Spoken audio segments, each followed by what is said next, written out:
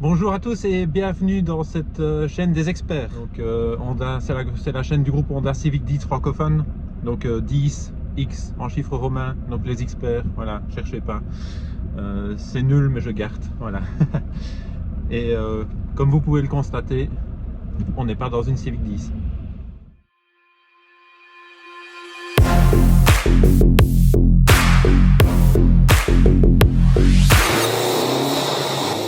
Donc voilà, cette vidéo, ça fait un moment que je voulais la faire, mais j'ai longtemps hésité parce que bon, c'est une chaîne pour les Civic 10 même si on essaye de la faire vivre le plus possible, eh bien je me disais que c'était peut-être le bon moment pour vous présenter un petit peu autre chose c'est peut-être la porte ouverte à d'autres futurs essais.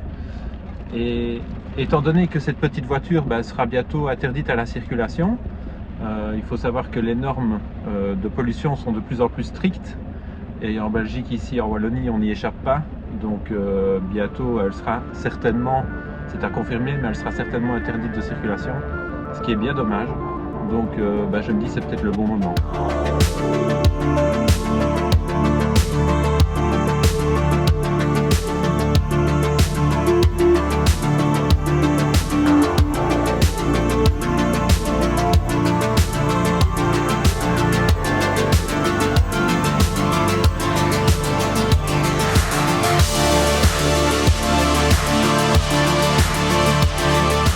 On retrouve pas mal de petits détails intéressants sur cette petite Yaris TS et je vais essayer de vous les expliquer.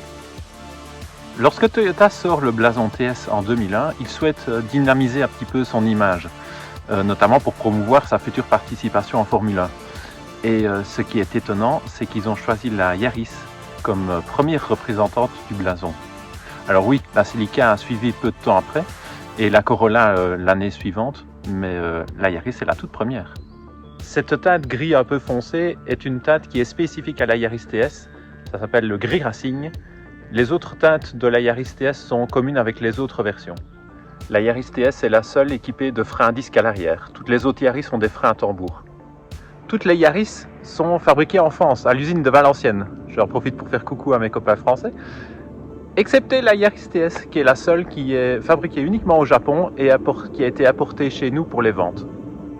Ce volant bicolore, qui a un aspect, on pourrait dire, un peu particulier, est spécifique aussi de la Yaris TS. Et on pourrait croire du coup que la teinte du volant est spécifique en fonction de la couleur de la voiture. Mais non.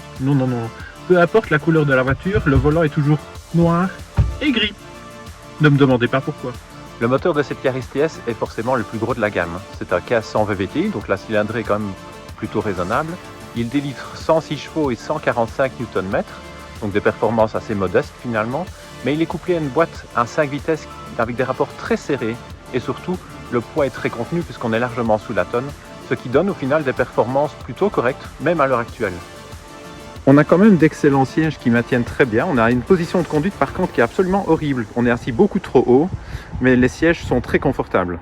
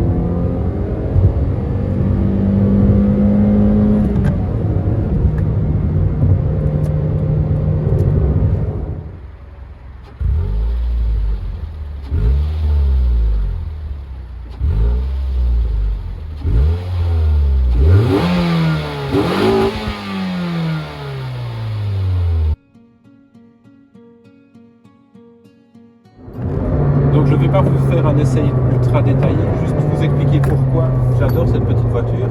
Déjà, comme je ne sais pas si on le voit, mais c'est une petite voiture très agile du fait de son empattement court. Et de son poids léger. Elle est très très agile.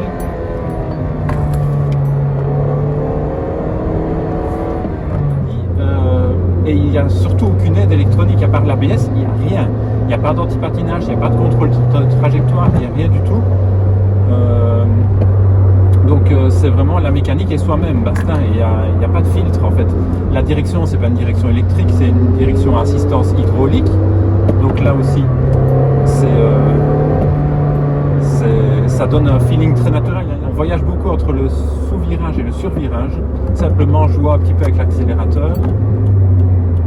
Donc ça donne vraiment un feeling assez particulier.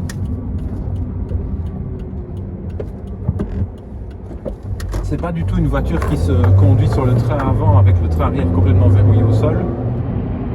Au volant, on remarque directement que la voiture est homogène. Elle est agréable à conduire, les commandes sont naturelles. Par contre, c'est vrai que, étant donné que c'est une petite voiture à tendance dynamique, un peu sportive, comme on peut le voir, le confort est assez ferme. Et pourtant, je roule sur une route qui n'est pas spécialement dégradée, ce qui est assez rare ici en Belgique. Mais malgré tout, on ressent vraiment très bien l'état de la route et c'est vraiment ferme. Pas au point d'être aussi cassant qu'une Civic Type R FK8, loin de là, mais pour une petite citadine d'il y a 20 ans, c'est quand même vraiment étonnant. Heureusement, on peut compter sur les sièges qui sont agréables, bien enveloppants, on est bien assis, c'est très confortable. La position de conduite, par contre, elle est horrible. On est assis haut, comme sur une chaise. Le pédalier est rapproché, donc ça facilite vraiment bien le talon de pointe, le tourner des débrayages. La boîte est précise. Pour moi, c'est un bon choix, par exemple, pour celui qui aimerait une première petite voiture un peu sympathique sans se faire fusiller par l'assurance ou par les taxes. Étant donné que la puissance est assez raisonnable, elle n'est pas très difficile à assurer. Je dirais la position de conduite qui est vraiment trop haut perché, le bruit sur l'autoroute qui est énorme, ça ne donne pas envie de faire des longs trajets, et le vieillissement du mobilier intérieur. Je crois que là, Toyota s'est dit si on doit faire l'impasse sur un investissement, ce sera sur la qualité des plastiques intérieurs. La plupart des gens ne savent même pas ce que c'est. La Yaris TS est passée totalement inaperçue. Même à l'époque où elle est sortie, elle était très peu connue. Toyota voulait viser une clientèle jeune et au final, c'est plutôt une clientèle âgée qui achetait cette voiture. Tout simplement parce qu'elle offrait la version la plus haut de gamme, la mieux équipée parmi la gamme de la Yaris. Mais pas du tout pour sa sportivité.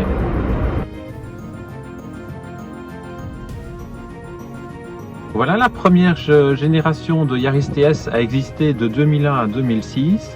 Elle a connu un restylage en 2003, donc on l'appelle la phase 2, qui est visuellement assez différente de la première génération, même si on voit bien que ça reste une Yaris 1. Mais la présentation était vraiment différente, avec des pare-chocs redessinés, un intérieur aussi redessiné, unicolore, etc.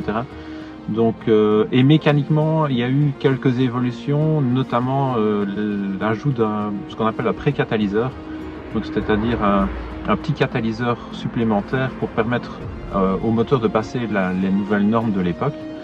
Et donc voilà, dans la bataille, le moteur a perdu 1 cheval et quelques newton-mètres, donc il n'y a pas de quoi s'affoler, même si au niveau du comportement à haut régime, il y a une petite différence. Mais franchement, les deux Yaris 1 TS se valent, que ce soit phase 1 ou phase 2. Donc lorsque la Yaris 2 TS est sortie, avec son 1800 de 132 chevaux, ce qui est pas mal, mais la voiture s'était fortement alourdie, elle était plus grosse, plutôt typée GT, la présentation aussi, elle était mieux équipée. Donc l'état d'esprit a un petit peu changé, mais ça reste quand même une très très bonne voiture, une très bonne citadine. Mais le problème, c'est qu'elle a été tout aussi méconnue et pas spécialement appréciée. C'est un peu dommage parce que tout simplement, elle a dû faire face à une concurrente de taille, elle aussi, puisque à la même époque, la Suzuki Swift Sport de première génération est sortie et ça c'était un banger absolu. Donc elle a fait beaucoup d'ombre à la Yaris TS de seconde génération.